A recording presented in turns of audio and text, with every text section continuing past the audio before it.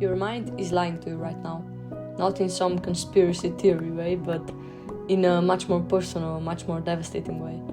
It's telling you stories about who you are, what you're capable of, what's possible for you, and you're believing them, not because they're true, but because you've heard them so many times that they feel true. You're not lazy, you're not broken, you're not destined to stay stuck. You're just trapped in a mental prison that you built yourself, one thought at a time. And the worst part, you're both the prisoner and the guard. But here's the thing about prisons that you build yourself. You also have the key. Let me show you where you left it. Most people don't realize they're in a cage because the bars are made of thoughts, not metal. You can't see them, you can't touch them. But they are there, limiting what you think is possible, defining what you believe you deserve, dictating how you see yourself and the world around you. These bars have names. I'm not smart enough. I'm too old to start over. I don't have what it takes. People like me don't do things like that. I've already tried and failed. You've repeated these thoughts so many times that you've classified them into beliefs. And beliefs are just thoughts you've practiced until they become automatic. The scary thing, you didn't choose most of them. Some came from your parents, some from teachers, some from that person who rejected you in third grade, some from society, from social media, from that one comment someone made 15 years ago that you somehow still remember. And now you're living inside a reality constructed from other people's limitations, believing it's just how things are. But it's not how things are, it's just how you've been thinking about things. And that's actually good news, because thoughts can change. Your brain is a storytelling machine. It's constantly narrating your life, interpreting every event, assigning meaning to everything that happens. A guy doesn't text you back, your brain writes a story. See, you're unlovable, no one wants you. Didn't get a job, your brain narrates, you're not good enough, you'll never be successful. Made a mistake, your brain concludes, you always mess things up. Why even try? But here's what your brain doesn't tell you. These are just stories. They're not facts. They're interpretations. The same event can have 1,000 different meanings, depending on the story you choose to tell about it. A guy doesn't text back.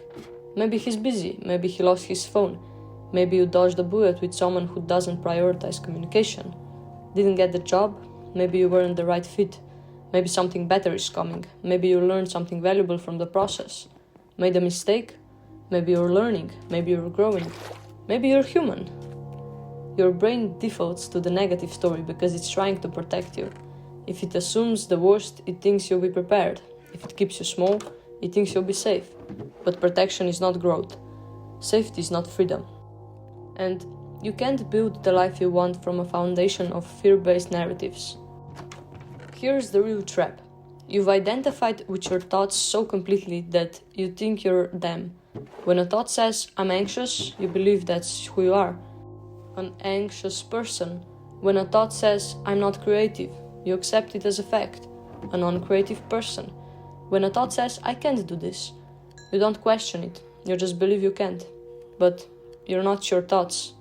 You're the awareness that notices the thoughts. Think about it. If you can observe a thought, you must be separate from it. You can't be both. The thing and the thing observing the thing. Right now, you can notice yourself thinking. That means there's a you that exists beyond the thoughts. A consciousness that's aware of the mental chatter but isn't defined by it. This realization changes everything. Because if you're not your thoughts, you don't have to obey them. You don't have to believe them. You don't have to let them run your life. You can observe them, assess them, and choose whether to follow them or let them pass. That's freedom. Your brain operates on autopilot most of the time. It's the background program running when you're not actively focused on something. And for most people, that default mode is set to worry, rumination, and self-criticism. You're trying to work, your brain is replaying that awkward thing you said yesterday. You're in the shower, your brain is catastrophizing about everything that could go wrong today. You're trying to fall asleep, your brain is running worst-case scenarios about your entire future. This isn't your fault. Your brain evolved to scan for threats, not to make you happy. In the wild, the optimistic caveman who didn't worry about the rustling bush got eaten by the tiger. But you're not in the wild anymore. The threats aren't life or death. They're mostly imaginary. Yet, your brain is still running the same threat detection software, treating a difficult email like a saber-toothed cat. And when you're not consciously directing your thoughts, your brain defaults to this negativity bias. It rehearses the past, worries about the future, and generally makes you miserable in the present. The solution isn't to stop thinking, it's to become the conscious director of your thoughts, instead of letting them direct you.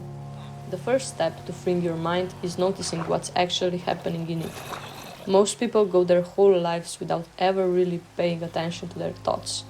They're just swimming in the stream of consciousness. Being carried wherever it goes. But you can step out of the stream. You can sit on the bank and watch it flow by. Here's how. Start naming your thoughts. When you catch yourself spiraling, don't judge it, just label it. I'm having the thought that I'm not good enough. I'm having the thought that I'll fail. I'm having the thought that everyone's judging me. This creates distance. You're not good enough. You're having a thought about not being good enough. That's different. One's identity and the other is just mental weather passing through. Question the story. Once you've identified the thought, ask, is this actually true? Or is this just a story I've been telling myself? Most of the time, you'll realize it's a story. Often, one you didn't even write. One you inherited, absorbed, or made up based on limited evidence. I always fail. Is that true? Always? Every single time? Or did you fail once and your brain generalized it into a universal law? No one likes me. Is that true? No one? Or are you focusing on the one person who didn't respond and ignoring the 10 who did? Or I can't do this. Is that true? Can't, or haven't tried, or don't know how to yet. And the truth and story are not the same thing. So start separating them. Then choose a difficult thought. This is where it gets powerful. Once you realize your thoughts are optional, you can start choosing better ones. Not fake ones, not toxic positivity, not delusion, just more useful perspectives. Instead of I'm going to fail, try I might succeed, and even if I don't, I'll still learn something. Instead of I'm not good enough, try I'm enough right now and I'm growing. Instead of this is impossible, try this is hard, but hard things are doable. Your brain will resist it at first. It's used to the old patterns. But thoughts are like muscles. The ones you use get stronger, the ones you ignore, atrophy.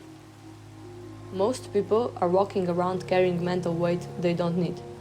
Old grudges, past failures, future worries, other people's opinions, expectations that were never yours, standards that you didn't set. You're carrying all of it every day in your mind, and it's heavy. Imagine you walked around with a backpack full of rocks. Every past mistake is a rock. Even worry about the future is a rock. Every limiting belief is a rock. Every should and must and have to is a rock. How fast could you move? How far could you go? How free would you feel? Now imagine putting the backpack down, not forgetting the lessons, not ignoring responsibility, just releasing the unnecessary weight. That's what freeing your mind feels like. Lighter, clearer, more spacious. Nothing clutters your mind faster than comparing yourself to others. You scroll social media and suddenly your life feels inadequate. You see someone's highlight reel and compare it to your behind the scenes. They're further along, they're more successful, they're happier, prettier, richer, more loved. And your mind spirals. Why aren't I there yet? What's wrong with me? I'm so far behind. But here's the truth. You're not behind. You're not ahead. You're exactly where you are on a path that's uniquely yours. Comparison is trying to run someone else's race while judging yourself for not being at their mile marker. It's insane, and it's a guaranteed path to mental imprisonment. Your journey is yours, their journey is theirs. The only comparison that matters is between who you are today and who you were yesterday. Are you growing? Are you learning? Are you becoming more aligned with who you want to be? That's the only race worth running. Your mind loves time travel, specifically to the future, and specifically to bad futures. You create elaborate disaster scenarios about things that haven't happened and probably won't. You rehearse conversations that will never take place. You solve problems that don't exist yet. And while you're mentally living in these imaginary futures, you're not actually living in the only moment that's real, right now. The future you're worried about is fiction. It hasn't happened. It might not happen. And even if something challenging does happen, it won't happen the way you imagined it. Your brain thinks it's preparing you, but it's not. It's just stealing your present moment and trading it for an imaginary problem. Here's the shift. Come back to now. Not as a permanent state, but as a practice. When you catch yourself spiraling about tomorrow, next week, next year, come back. What's actually happening right now? In this breath, in this moment. Usually right now is okay. It's your thoughts about later that are causing the suffering. If your mind isn't in the future, it's probably in the past. Replaying that embarrassing moment, rehearsing that argument, reliving that failure, wondering what you could have done differently. But here's the thing. The past is over. It's done. You can't change it. You can only change how you relate to it. You can choose to see it as evidence of your inability, or you can choose to see it as data for your growth. You can choose to define yourself by your worst moments. Or you can choose to see them as chapters in a larger story. You can choose to carry the past like a burden, or you can choose to extract the lesson and leave the rest behind. The event is over. The suffering is optional. It's being created by your thoughts about the event, not the event itself.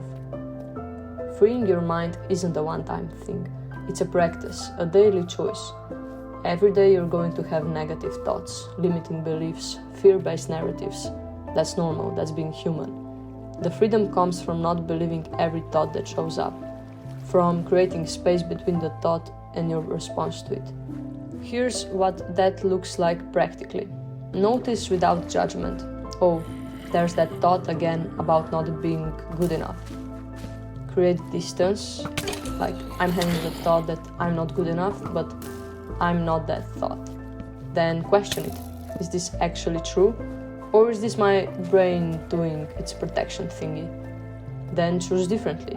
What would be a more useful way to think about this? And then take action anyway. I'm going to move forward despite this thought, not because of it. Do this enough times and you'll start to realize your thoughts are just suggestions, not commands, not truths, just suggestions. And you get to decide which ones to follow. I'm not going to tell you that freeing your mind solves all your problems. It doesn't. You'll still have challenges. You'll still face obstacles. You'll still have bad days. But you will face them differently. Instead of being overwhelmed by your thoughts about the problem, you will be able to see the problem clearly and respond to it. Instead of being paralyzed by fear, you will feel the fear and move forward anyway. Instead of living in a mental prison of limitations, you will start to see possibilities. Your mind will become a tool you use, not a tyrant you serve. And that changes everything. Right now, in this moment, you have a choice. You can keep believing every thought that shows up. Keep living inside the limitations you've inherited. Keep carrying the weight of past and future that doesn't exist. Or you can start practicing freedom. You can start noticing your thoughts instead of being them, questioning your stories instead of accepting them, choosing your perspective instead of defaulting to fear. You can start building a mind that works for you instead of against you. It won't be easy, your brain will resist. It's comfortable in the old patterns. It knows the familiar prison. But freedom is worth the discomfort, because at the end of the day, your mind is the one thing you'll live with for your entire life, every single moment, until your last breath. You can make it a prison, or you can make it a playground. The bars are made of thoughts, and thoughts can change, so start changing them. One thought at a time, one choice at a time, one moment at a time. Your mind is waiting to be freed, and You're the only one with the key.